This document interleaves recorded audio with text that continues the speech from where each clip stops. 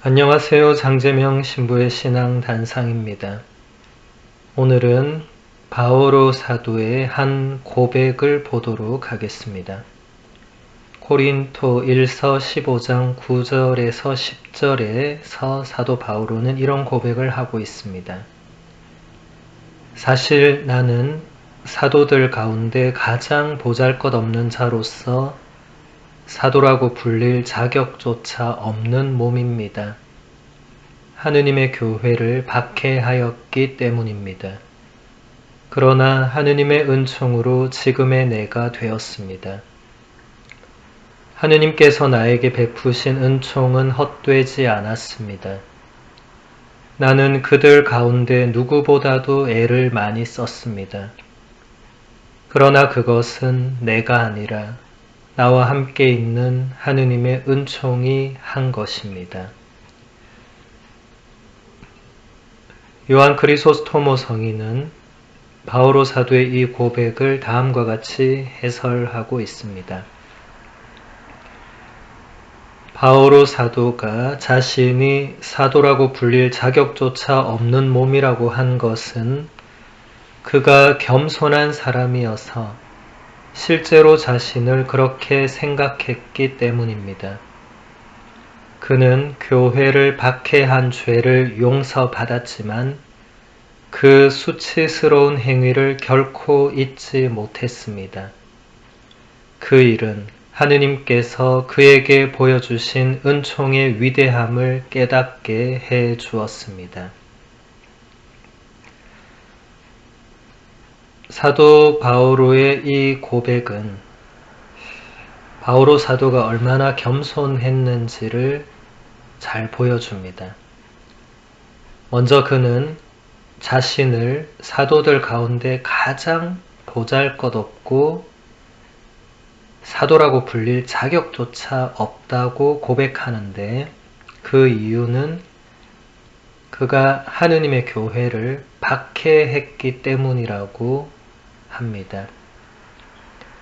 하느님께서는 교회를 박해하던 바오로를 교회를 세우는 일꾼으로 삼으셨는데 바오로 사도는 그 은총도 잊지 않으면서도 자신의 그 죄 또한 잊지 않고 그래서 계속 겸손할 수 있었습니다.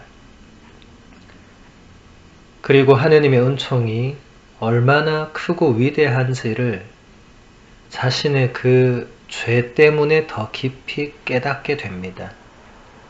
그래서 자신이 지금의 그런 사도가 된 것은 바로 하느님의 은총 덕분에 그렇게 된 것이라고 고백을 하면서 그 은총은 헛되지 않은 것이고 사도들 가운데 누구보다도 애를 많이 썼던 자신의 그 수고와 노력조차도 자신이 한 것이 아니라 하느님의 은총이 다 그렇게 한 것이라는 엄청난 고백을 하고 있습니다.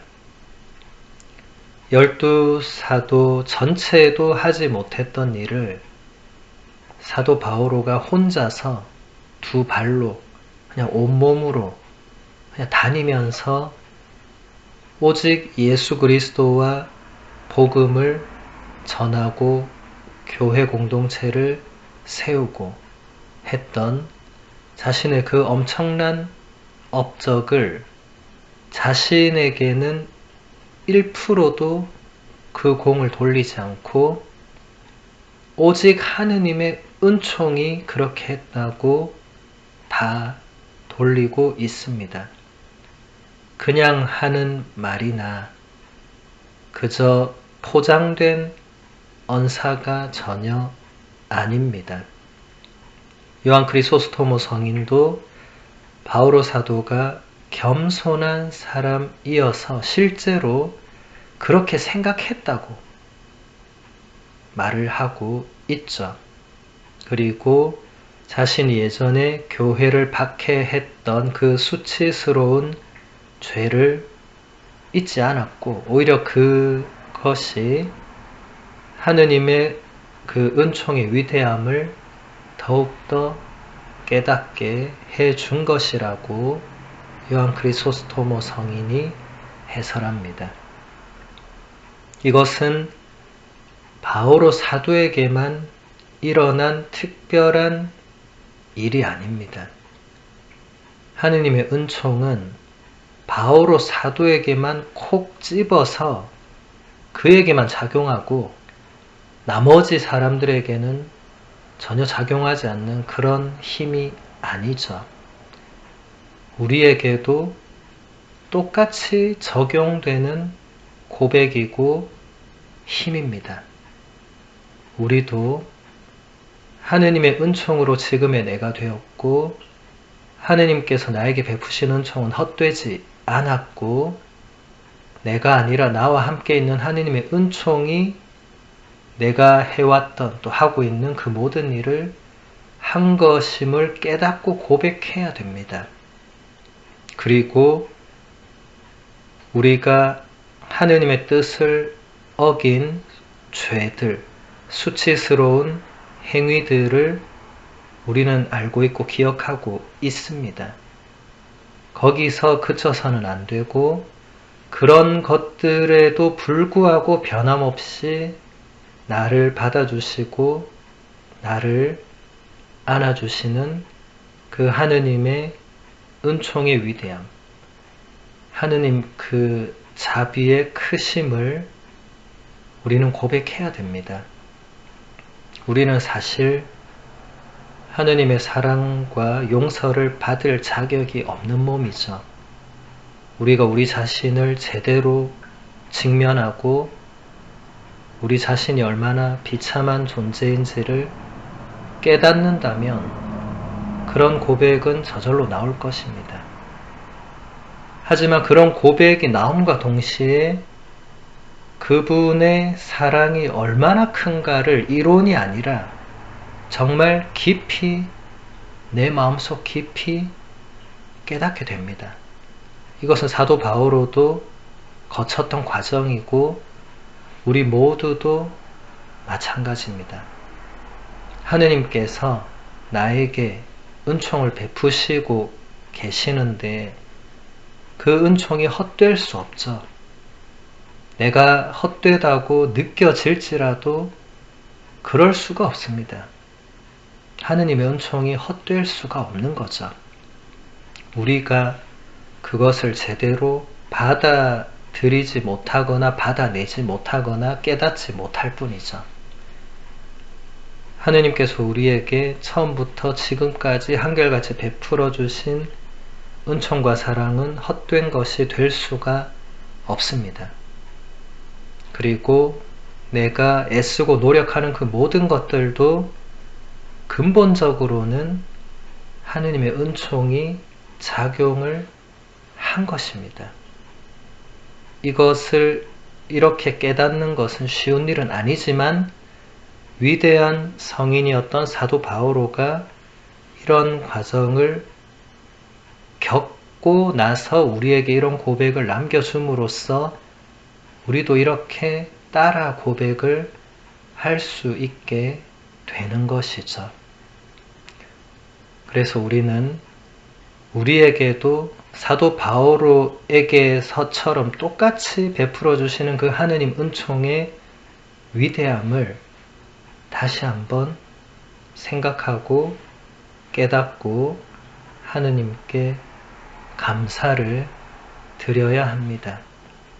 우리의 죄가 크면 클수록 우리의 행위들이 수치스러우면 수치스러울수록 그만큼 하느님의 은총과 자비와 사랑이 얼마나 깊고 위대한지를 우리가 깨달을 수 있는 그런 발판이 될 수 있는 것이죠.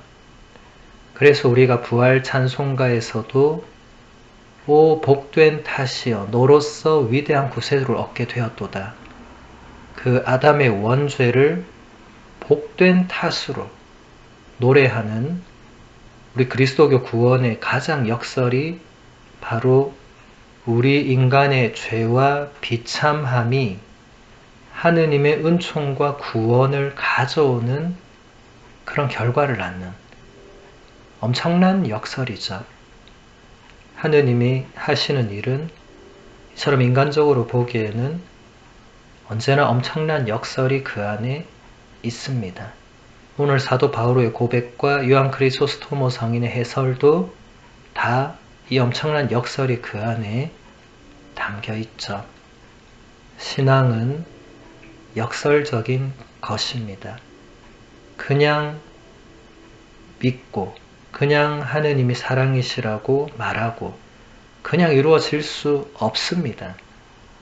역설적으로 내가 이토록 죄가 많은데 그분이 나를 그만큼 사랑해 주시는구나. 이런 역설적인 깨달음이 우리의 신앙을 발생시키고 깊게 해주는 것입니다. 사도 바오로도 그랬고 요한 크리소스토모 성인도 그랬고 우리의 앞서간 모든 2000년 동안 모든 신앙인들이 한결같이 다 그랬습니다. 그래서 우리도 포기하지 말고 자신에게 너무 실망하지도 말고 오늘 바오로의 고백을 언제나 우리도 가슴속에 새기면서 하느님께서 나에게 베푸신 은총은 헛되지 않다고 다시 한번 그 은총을 굳게 믿고 일어서서 새롭게 시작할 수 있어야 되겠습니다. 오늘은 여기서 마무리하겠습니다.